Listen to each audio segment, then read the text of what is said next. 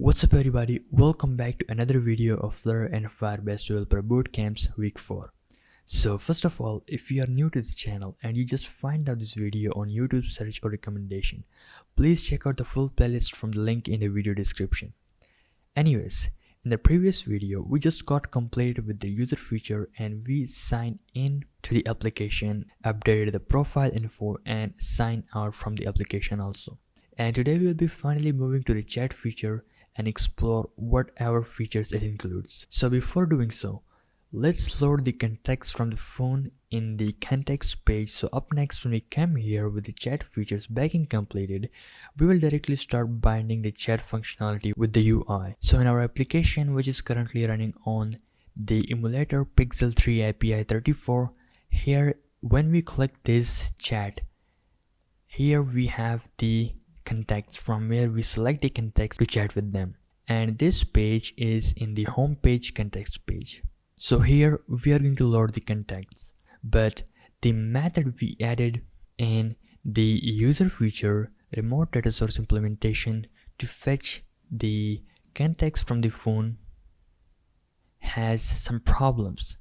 So I just tested before creating this video and I find out here it fetch the contacts, but it also duplicates them. When I press Ctrl F and let's say get device number, so this contact service is having some issue, I think, so that's why it's doing like that. So now we're gonna go and add another dependency in our pubspec.yml file to load the contacts.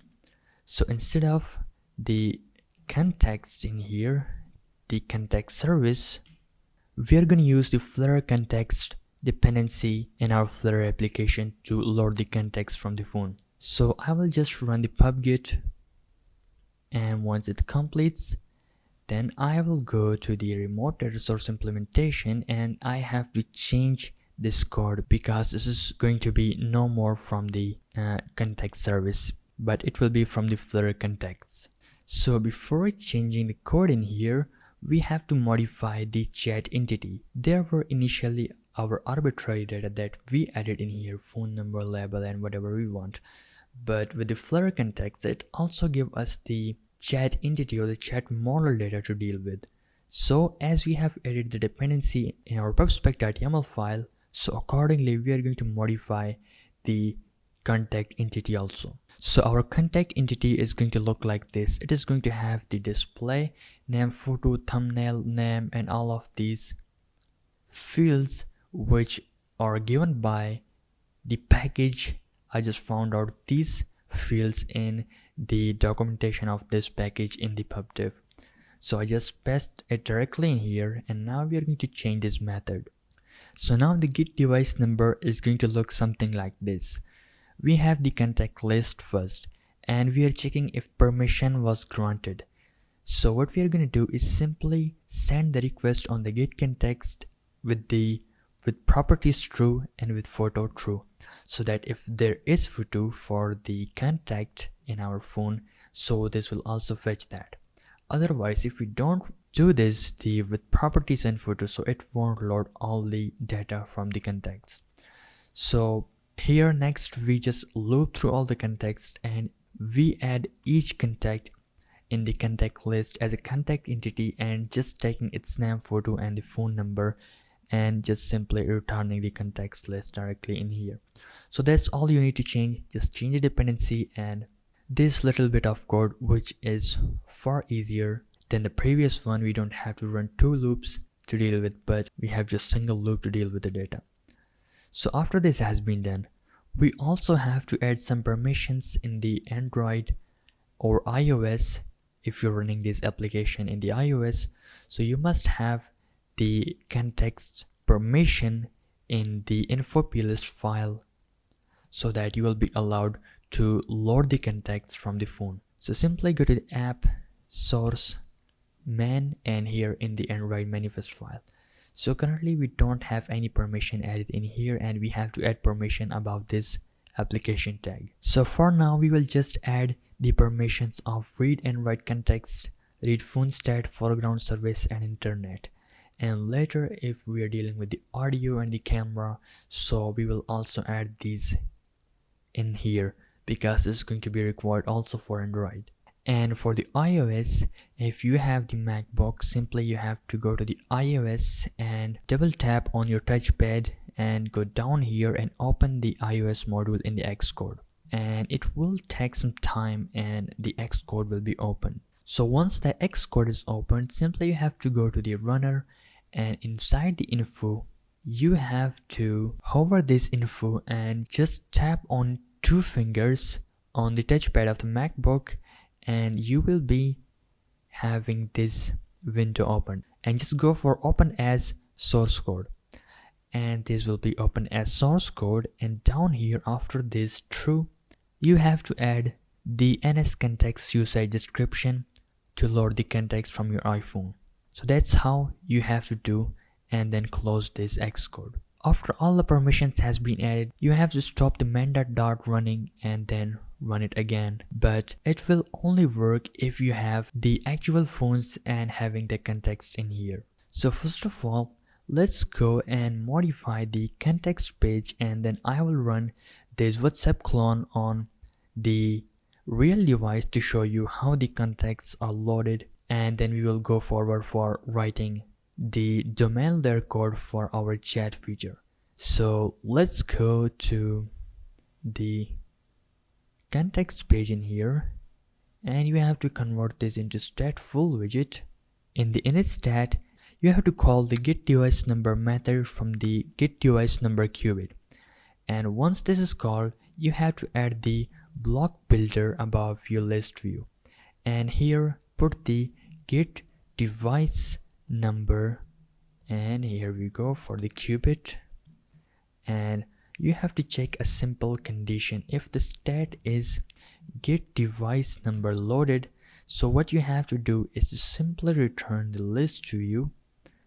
Otherwise, you have to return the constant center child circular progress indicator with the color tab color, and that's it.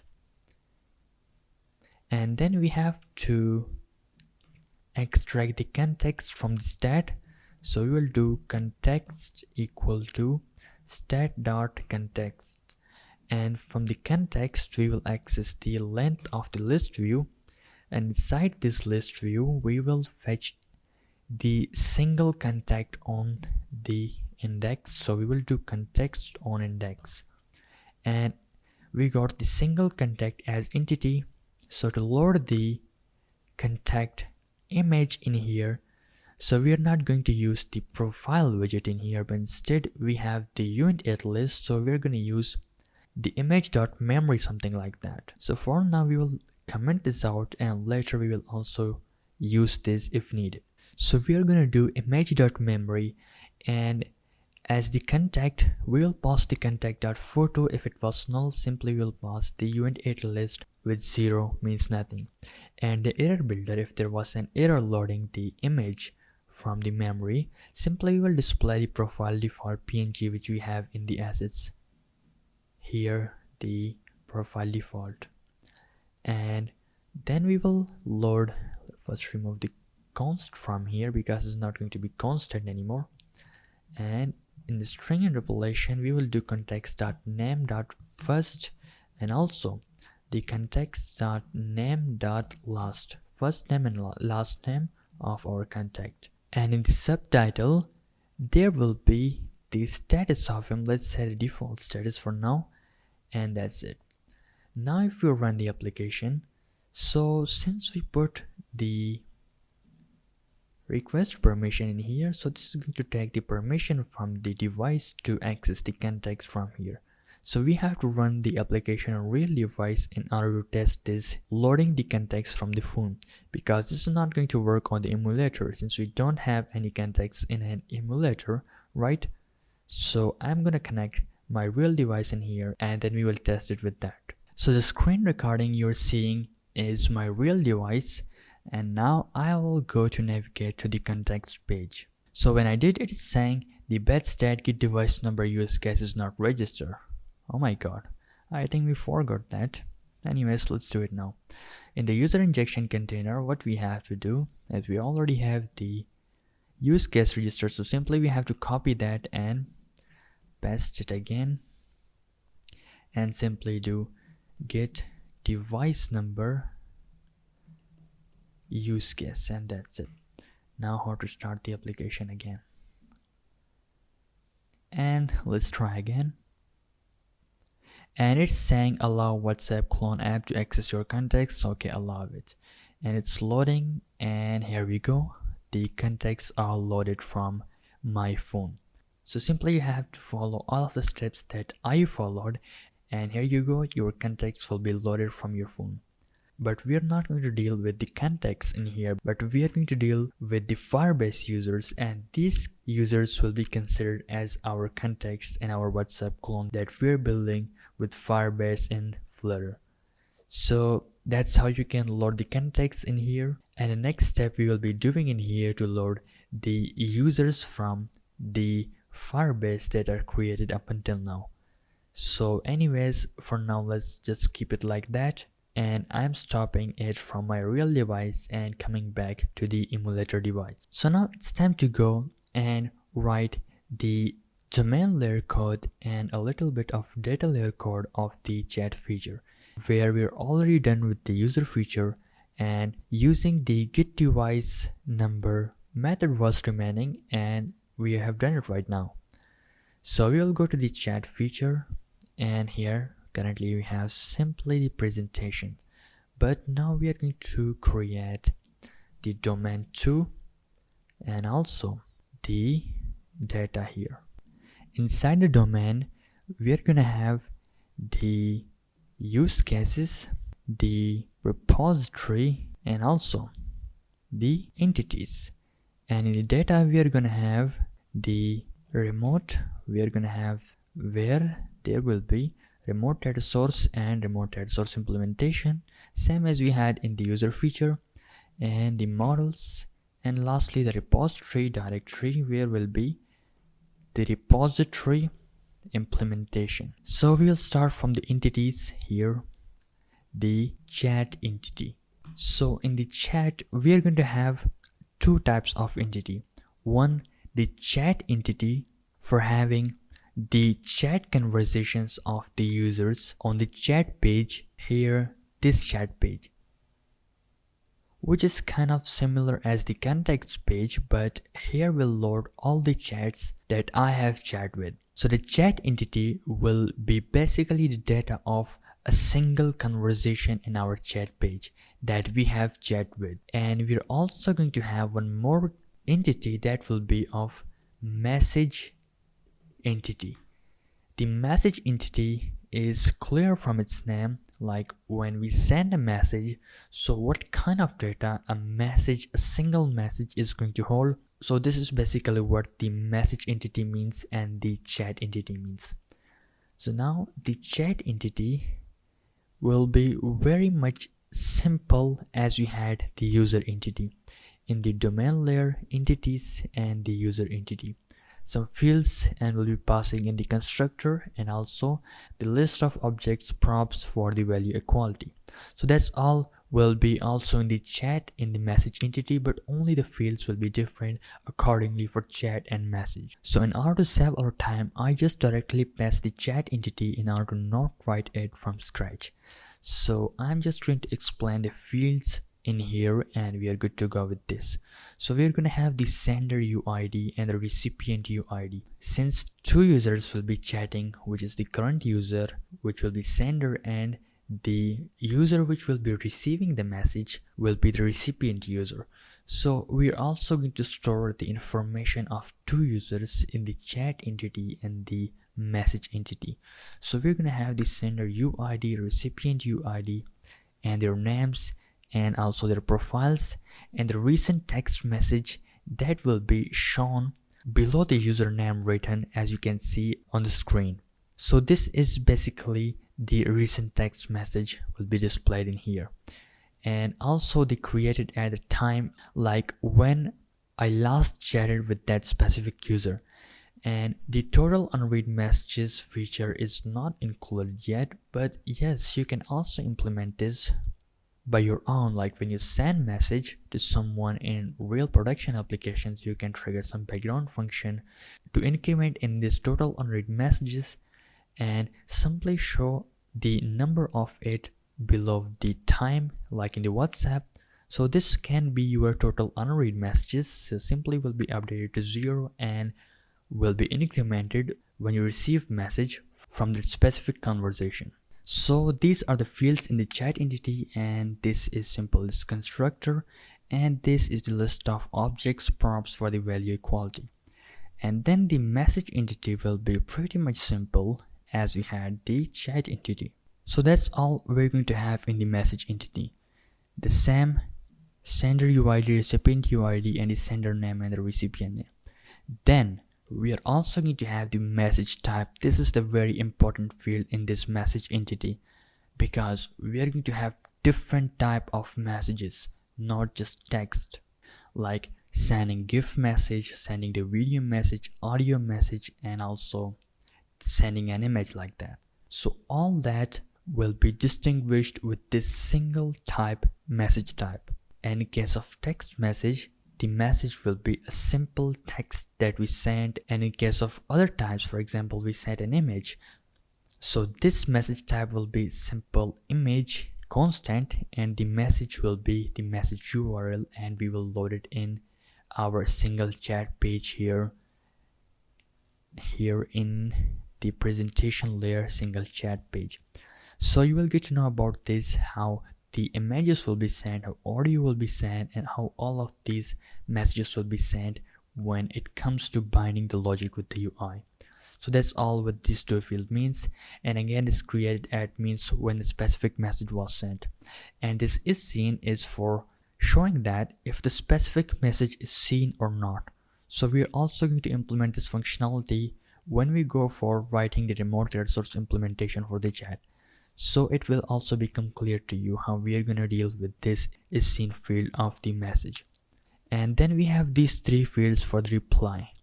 Like currently when we send a message, so it's not replied. So currently these three fields will become empty string. But when someone replied to a specific message, so accordingly these fields will got the data, and accordingly the UI will be updated, as you have seen in the first video where I was showing you the demo of the WhatsApp clone that we have created. And then the sender profile and recipient profile will be in the chat entity but will not be included in the models. These are just for using with the message entity. And the message ID is the very important field, which will be the unique identifier of a specific message in the messages collection. So, and then this is the constructor and simply the list of objects for value equality. And we're done with the work of entities. This time we have to go for the repository. So here we have to create a dart file with the name of chat repository. And inside we're gonna have an abstract class with the name of chat repository. And here we are going to have the methods that will be used specifically for the chat, where these methods will be utilizing the entities that we have created. So entities is like that the core business logic which is used by the main methods of a specific feature. So we're gonna have these 5 methods in our chat repository, which is send message, to send a message to other user, which is taking 2 parameters of chat entity and message entity. So why it is taking 2 parameters of both chat entity and the message entity is because when we send a message to other user, we're also going to add them in our chat conversation. So that's why it's also taking the chat as well as the message. And this will become more clear to you when you go for writing the actual implementation in the remote data source. So just for your understanding, I just told you why it's taking 2 parameters in here. And then the get my chat. simply to load my conversation that I have chat with in the chat page, as simple as that. And the get messages is for loading the messages for a single user when we navigate to the single chat page. And the delete message is for deleting a single message, and delete chat is for deleting the single conversation from the chat page, and that's it for the chat. So according to that, now we are going to have the use cases accordingly. So the use cases are pretty simple. So we got the use cases in place. So these use cases are pretty simple, as you may have seen in the user feature. Simple class tagging depending on the abstract class repository, and simply having a call method with a specific return type of the method it is returning from the repository. So in that case, it is returning the delete message, so its return type is also the feature void. So here we also put the feature void and this call to make the delete message use case also a callable class. And the same is for delete my chat, and the get messages has the same return type as the method it's calling, and the get my chat is also the same, and send message is also the same. Simple use cases. And now it's time to create the repository implementation in the data layer. Repository implementation, but we have to name it this time chat repository implementation. And here we are going to have a class chat repository implementation, which will be implementing the chat repository. And here we go. Let's implement the 5 methods, and this is going to be depending upon the remote data source. So we have to copy the data from the chat repository and create the chat remote data source, and also the chat remote data source implementation. So the chat remote data source will be same as the repository with only the name changed. And in the chat remote data source implementation, we're going to have again the class of chat remote data source implementation. We will be implementing the chat remote data source like that. And just create the missing overrides, but implementing these methods is not the part of this video. In this video, we just loaded the context and we have successfully implemented a domain layer for the chat. We are just going to implement the repository, create the models, and this is the only task for this video. In the next video, we will go for the creating the qubits, writing the real implementation, and simply registering them in the injection container. And in the third video of this, we will go for finally binding them with the UI. So anyways, let's take the instance of chat remote data source in here. It will be depending upon it, remote data source, and that's it. Now it will be accepting it as the in the constructor will be required, and simply this is going to be asynchronous, calling the remote data source the delete chat like that. And the same for this one will be asynchronous remote data source dot delete message, and the same for others. And now the models will be pretty simple. Let's create their files like chat model we're gonna have, and also the message model, and a chat model same as the user entity, extending the chat entity as the user model was extending the user entity.